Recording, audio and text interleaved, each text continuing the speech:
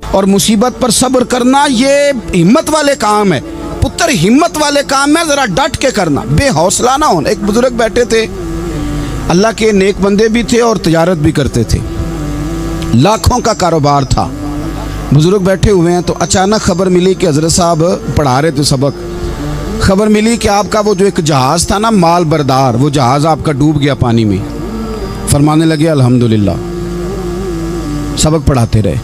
2-4 گھنٹے گزرے تو ایک بندہ پھر آیا، اس نے آ کے کہا حضور مبارک ہو، وہ جو جہاز ڈوبنے والی خبر تھی وہ غلط تھی، وہ جہاز آپ کا بالکل ٹھیک ٹھاک ہے، لاکھوں روپے بچ گئے۔ فرمانے لگے الحمدللہ، سبق اسی روٹین سے پڑھاتے رہے، پہلی نقصان کی خبر آئی تو پھر بھی الحمدللہ، اور دکھ کی خبر آئی پھر بھی الحمدللہ، سکھ کی آئی تو پھر بھی الحمدللہ۔ سبق اپنی روٹین سے پڑھاتے رہے، سفر جاری رہا، رکے نہیں۔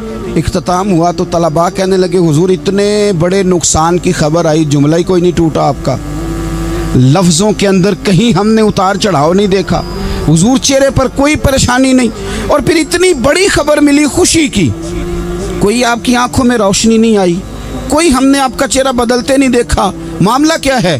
تو فرمانے لگے معاملہ ایک ہی ہے، دکھ بھی رب کی طرف سے ہے، سکھ بھی رب کی طرف سے ہے۔ تو دکھ قبول محمد بخشا راضی رہن پیارے، اگر سارا کچھ اسی کی جانب سے ہے تو یہ تو کوئی بات نہ ہوئی کہ دکھ آنے پہ بندہ کہے ہو یہ کیا بن گیا، سکھ آئے تو بندہ کہ دیکھا میں نے محنت کی تھی تو کامیاب ہو گیا۔ امام علی مقام رضی اللہ تعالیٰ عنہ کی فکر کو سمجھ جاؤ، جب وہ مصطفیٰ کریم کے کندھوں پہ تھے پھر بھی الحمدللہ، اور جب ان کا سر نیزے کی نوک پہ تھا پھر بھی الحمدللہ۔ کسی مقام پر کسی جگہ بھی حسین ابن علی شکوہ کرتے نظر نہیں آتے، سیدنا امام علی مقام ہر مقام پہ کہتے ہیں الحمدللہ الحمدللہ الحمدللہ۔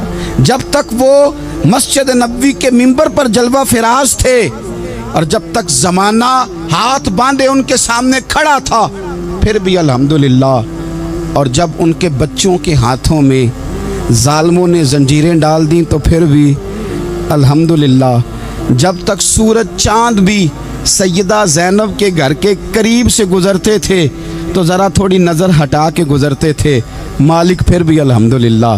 اور جب شام کے بازار میں پردیسی بہن اپنے بھائی کا کٹا ہوا سر لے کے سفر کر رہی تھی تو پھر بھی الحمدللہ۔ مارو مارو نہ مینو مار مکاؤ، میں کوئی عذر نہ پیش لے آواں تے جے سونا ہی میرے دکھ وچ راضی، جے سونا ہی میرے دکھ وچ راضی تے پھر سکھ نو چلے ڈاواں۔ یہ الحمدللہ کا مزاج لاؤ۔ یہ روز جو گھر میں لڑائی کرنا، روز اختلاف رائے کی بات کرنا، روز کبھی کسی کی غیبت کرنا، کبھی کسی کی کرنا، کبھی کسی چوک میں بیٹھ کے شکوہ کرنا، کبھی کسی چوک میں بیٹھ کے شکوہ کرنا، کبھی کہنا کہ فلاں جگہ میں ناکام ہو گیا، فلاں کی وجہ سے ہو گیا، یہ کچھ شیوا ہے مسلمانی کا؟ مسلمان ہر حال میں اللہ کی تسبیح پڑھتا ہے، مسلمان ہر حال میں اپنے رب کو یاد کرتا ہے۔ وہ کہتا ہے بہار ہو کے خزاں لا الہ الا اللہ، خودی کا سر نہاں لا الہ الا اللہ، خودی کا تیغ فساں لا الہ الا اللہ۔ اور اگرچہ بت ہیں جماعت کی آستینوں میں، اگرچہ بت ہیں جماعت کی آستینوں میں، پر میری مجبوری ہے نا، مجھے ہے حکم اذاں لا الہ الا اللہ۔ اپنی ڈیوٹی کرتا ہے، وہ اپنے کام لگا رہتا ہے۔ آپ کبھی پلٹ کر میرے رسول پاک صلی اللہ تعالی علیہ وسلم کی خوبصورت زندگی کو دیکھیں نا، خوبصورت زندگی کو۔ میں کیا کروں، ہمارے مزاجوں میں باتیں ایسی آتی جا رہی ہیں، ہم انتظار کرنے کو تیار ہی نہیں۔ ابھی محنت کیا تو شام کو رزلٹ آنا چاہیے۔ جو پوری 5 دن نماز پڑھ لیتا ہے وہ کہتا ہے ابھی میں ولی نہیں بنا، اتنے دن ہو گئے نماز پڑھتے۔ جو پورا 40 دن پراپر طریقے سے درود پاک پڑھ لیتا ہے وہ کہتا ہے دیکھو مجھے ابھی تک زیارت ہی نہیں ہوئی نبی پاک صلی اللہ علیہ وسلم۔ جو ابھی کل آیا ہے اور کل ابھی اس شخص نے آ کر کے شروع کیا ہے سلسلہ تو کہتا ہے اوہو میرا معرفت والوں میں نام کب آئے گا؟ وہ بھائی لوگوں کی زندگیاں گزر گئی، لوگوں کے احوال گزر گئے۔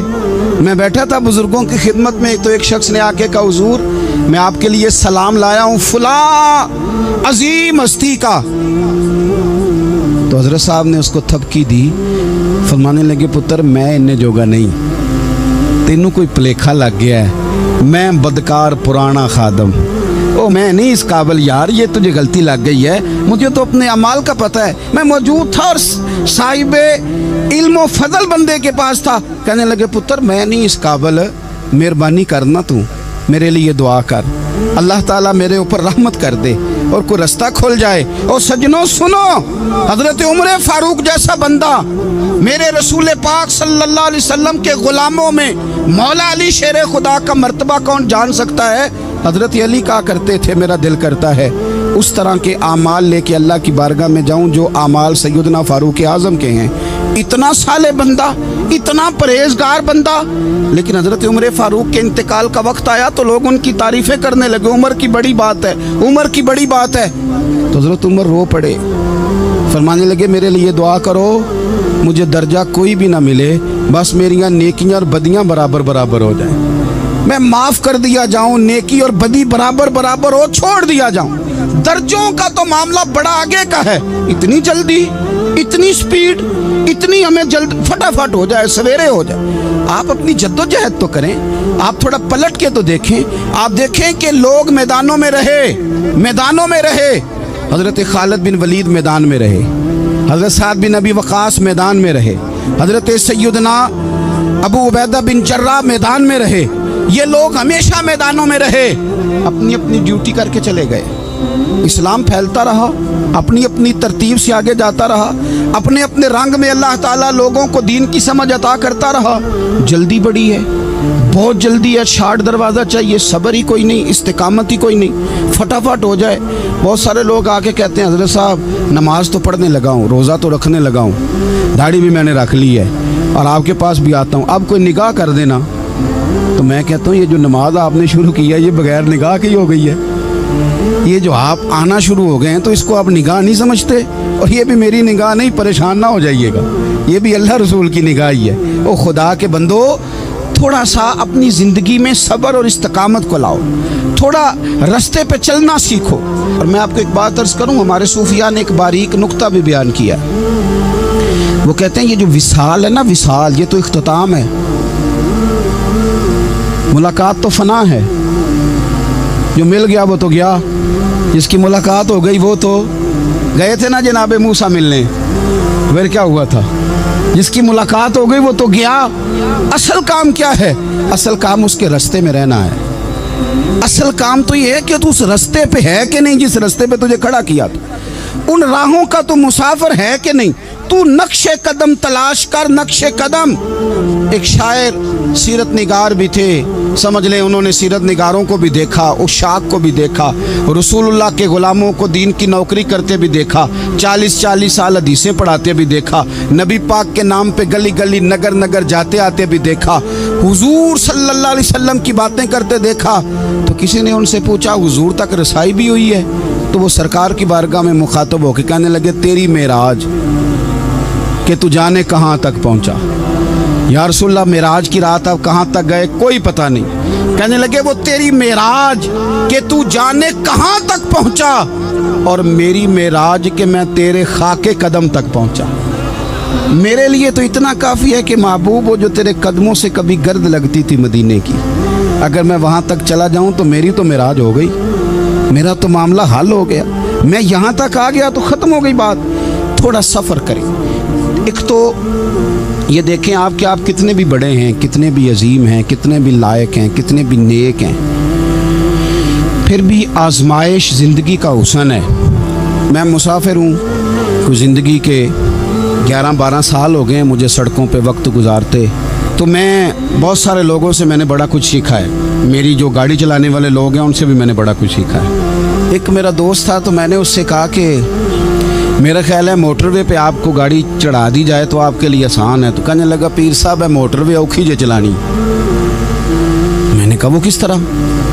वो कहने लगे कि मोटरवे पे ना गाड़ी, चूँकि ना कोई स्पीड ब्रेकर है, ना मोटरवे पे कोई चिंची वाला आगे आता है, ना ज़्यादा रश होता है, तो सीधी सीधी चलाते रहते हैं तो नींद आने लग जाती है। अगर बार बार आए ना स्पीड ब्रेकर और बार बार ब्रेक लगे तो आँख ज़रा खुली रहती है, तो मुझे मसला समझ में आ गया।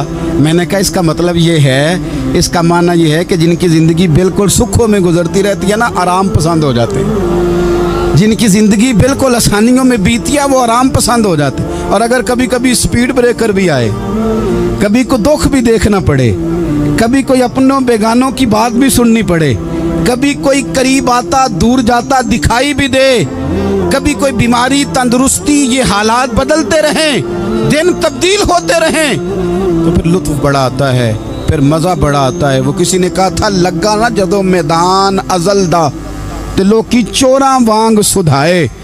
किसी ने लुट लई इलम जवानी, किसे हासे झोली पाए। आजम वेख जहालत साडी, असी इश्क खरीद ले आए।